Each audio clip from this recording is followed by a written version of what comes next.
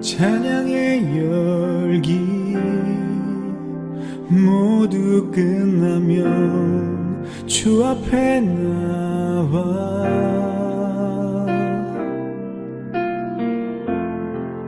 더욱 진실한 예배 드리네. 주님을 향한 노래 이상의 노래 내 맘 깊은 곳에 주께서 원하신 것 화려한 음악보다 끝없는 열정보다 중심을 원하시죠. 주님께 드릴 마음의 예배 주님을 위한 주님을 향한 노래 중심 잃은 예배 내려놓고 이제 나 돌아와 주님만 예배해요.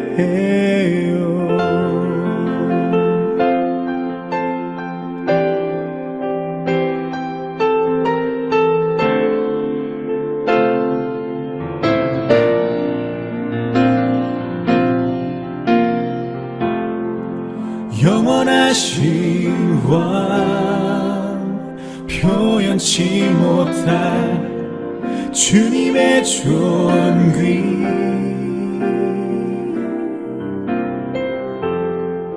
가난할 때도 연약할 때도 주의 모든 것 노래 이상의 노래 내 맘 깊은 곳에 주께서 원하신 것 화려한 음악보다 뜻없는 열정보다 중심을 원하시죠.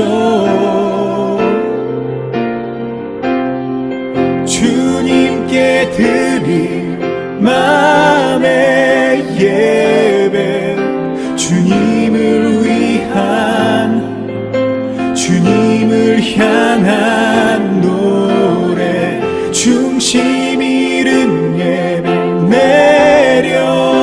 내려놓고 이제 나 돌아와 주님만 예배해요. 주님께 드릴 마음의 예배 주님을 위한 주님을 향한 노래 중심 잃은 예배 내려놓고 이제 나 돌아와 주님만 예배해요.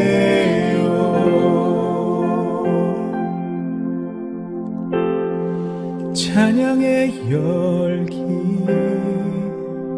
모두 끝나면 주 앞에 나와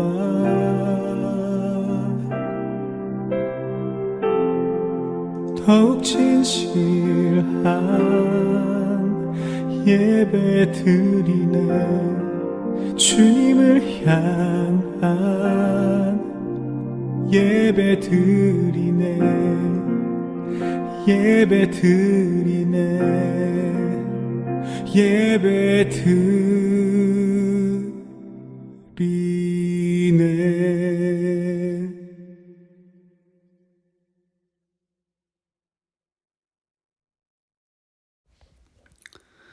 오늘 우리에게 주신 하나님의 말씀은 사무엘상 20장 30절에서 34절까지의 말씀입니다. 다 같이 화면을 보시면서 함께 읽겠습니다. 사울이 요나단에게 화를 내면서 소리쳤다. 이 폐역무도한 계집의 자식아, 내가 이새의 아들과 단짝이 된 것을 내가 모를 줄 알았더냐. 그런 녀석과 단짝이 되다니 너에게도 부끄러운 일이고 너를 낳은 내 어미를 발가벗기는 망신이 될 뿐이다. 이새의 아들이 이 세상에 살아있는 한은 너도 안전하지 못하고 너의 나라도 안전하지 못할 줄 알아라.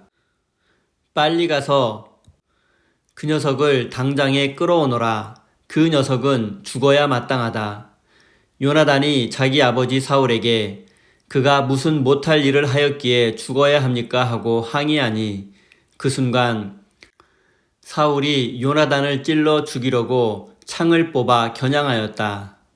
그제서야 요나단은 자기 아버지가 다윗을 죽이려고 단단히 벼르고 있다는 것을 알아차렸다. 요나단도 화가 치밀어 식탁에서 일어섰다. 그리고 요나단은 자기 아버지가 다윗을 모욕한 것이 가슴 아파서 그달의 이틀째가 되던 그날은 하루 종일 아무것도 먹지 않았다. 아멘. 하나님께서 이 말씀을 통하여 우리에게 은혜 주시기를 원합니다. 하나님의 크신 사랑과 은총이 여러분의 삶에 함께 하시기를 빕니다. 오늘은 나와 너 사이에 영원히 계시는 하나님이라는 제목으로 함께 하나님의 말씀을 나누겠습니다. 오늘 본문 말씀을 포함한 사무엘상 20장에는 요나단과 다윗의 아름다운 우정에 대한 이야기가 기록되어 있습니다. 사실 둘 사이는 친구가 되기에는 매우 어려운 상황이 있었습니다. 인간적으로 생각해 본다면 둘은 친구보다는 서로를 적대시하는 원수가 되기 좋은 환경이었습니다. 요나단은 사울 왕의 아들로서 현재 이스라엘의 권력 서열 2위의 인물이었으며 차기 왕위 계승권자였습니다. 그리고 다윗은 골리앗을 쓰러뜨린 후 백성들로부터 폭발적인 사랑과 지지를 받고 있었으며 그의 인기는 사울 왕을 능가했습니다. 이런 상황에서 다윗은 사울 왕조의 가장 위협이 되는 인물이었으며 구체적으로는 요나단의 왕위 계승에 가장 걸림돌이 될 수 있는 인물이었습니다.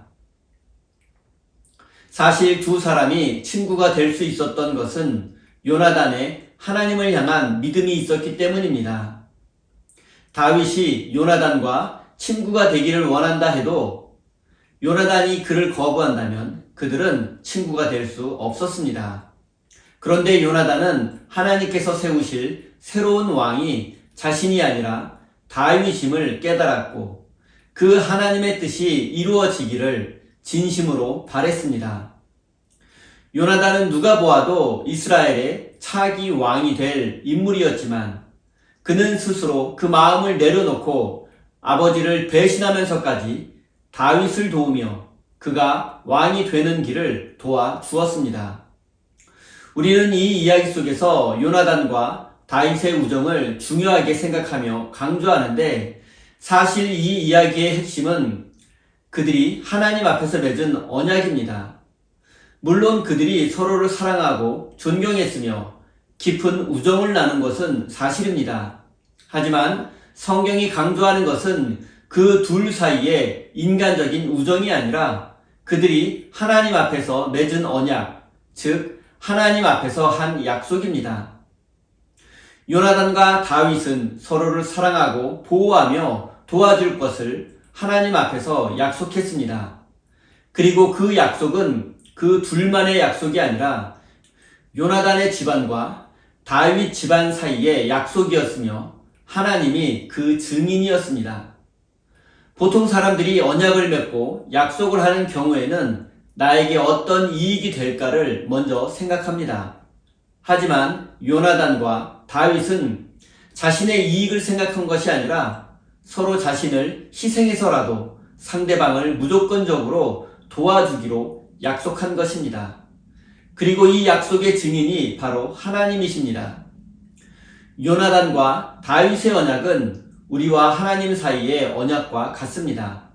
너희는 내 백성이 되고 나는 너희의 하나님이 되어주시겠다고 약속하신 하나님의 약속과 같습니다. 내가 결코 너희를 떠나지 아니하며 너희를 버리지 아니하리라고 말씀하신 약속입니다. 사랑하는 성도 여러분, 친구 사이의 우정도 중요하지만 그 우정이 열매를 맺기 위해서는 하나님께서 반드시 증인이 되어 주셔야만 합니다. 또한 하나님께서 우리를 지켜주시고 보호해 주시며 함께 하시겠다는 하나님의 약속을 믿으며 하나님의 백성으로서의 거룩한 삶을 살아가시기 바랍니다. 이제 당시 이스라엘의 큰 명절이었던 초하루 날의 잔치 상황을 살펴보겠습니다.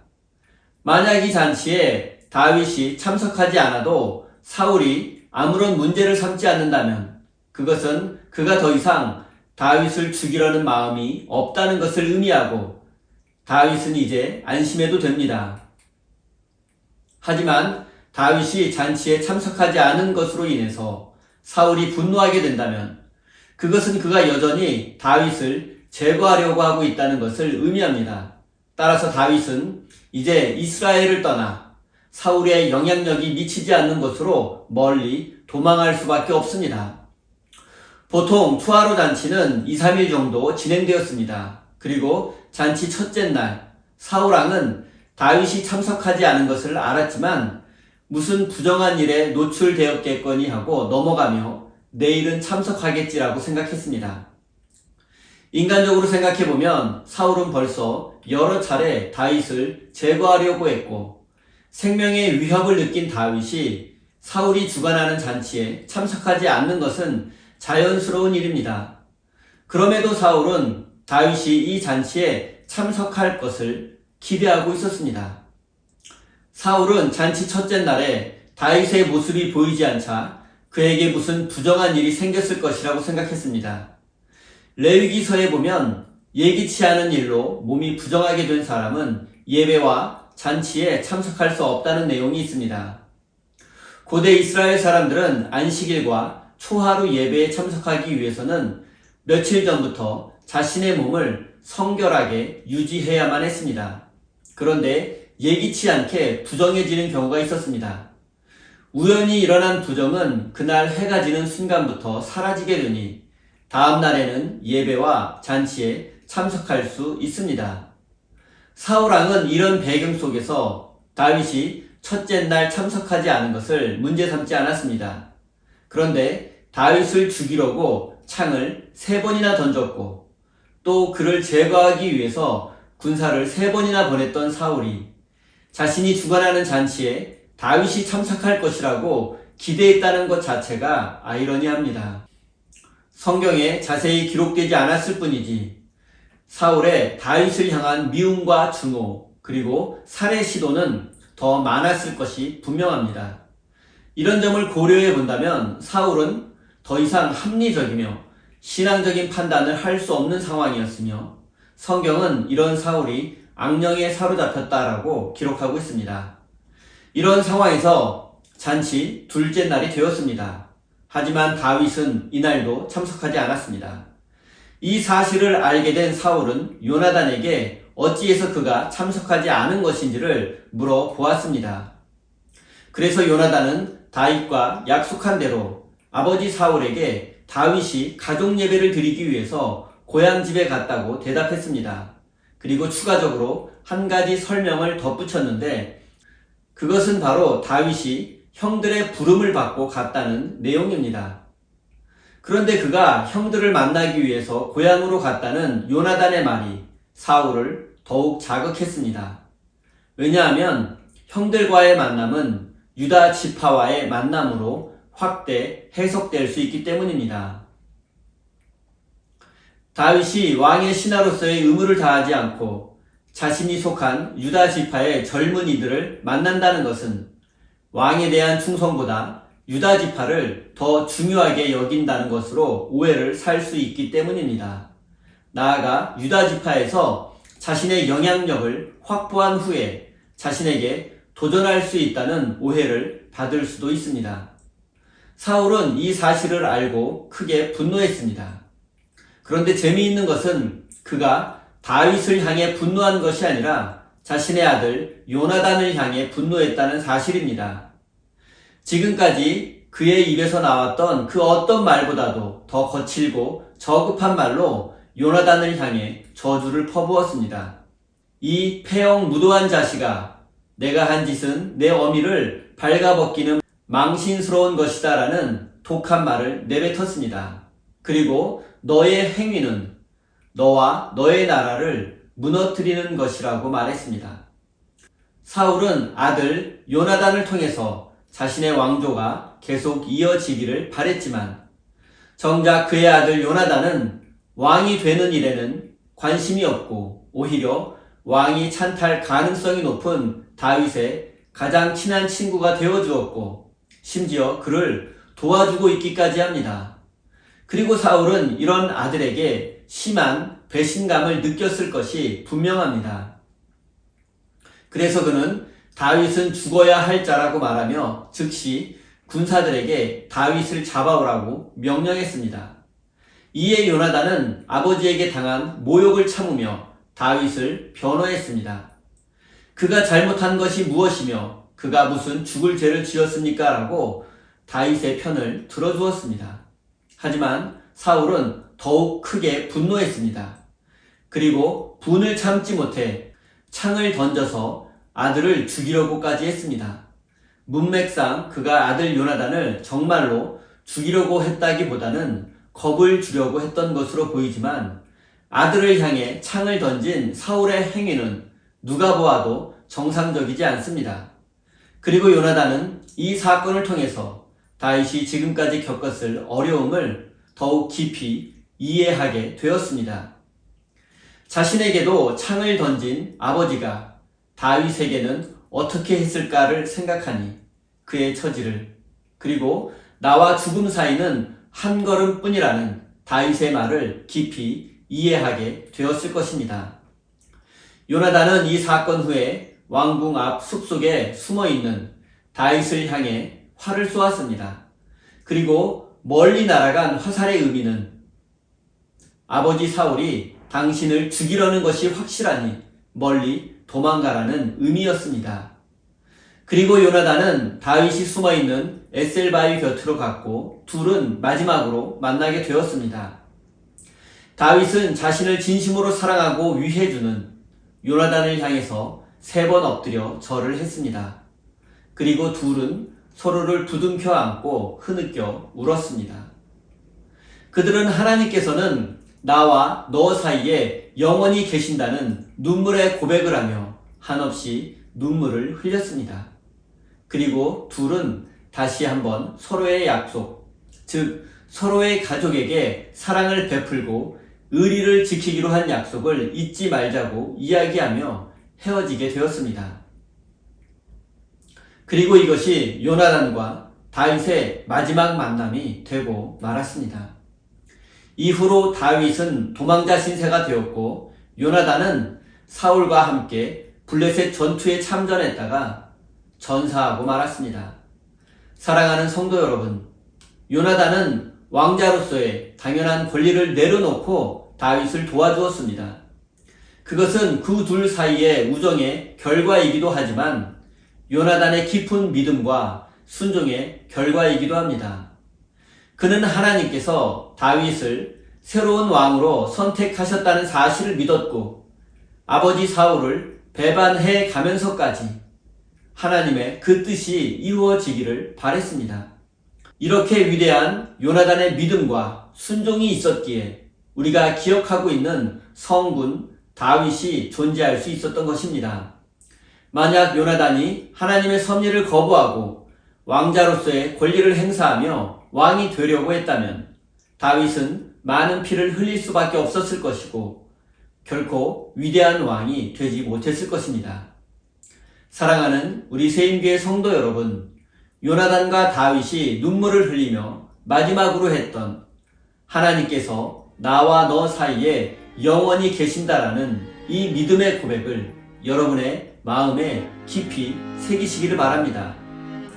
여러분이 아무리 어렵고 절망적인 상황에 있다 할지라도 어쩔 수 없는 상황에 있다 할지라도 하나님께서 영원히 여러분과 함께 하신다는 사실을 믿으며 거룩한 믿음의 길을 걸어가시는 하나님 나라의 백성이 되시기를 예수님의 이름으로 축원드립니다.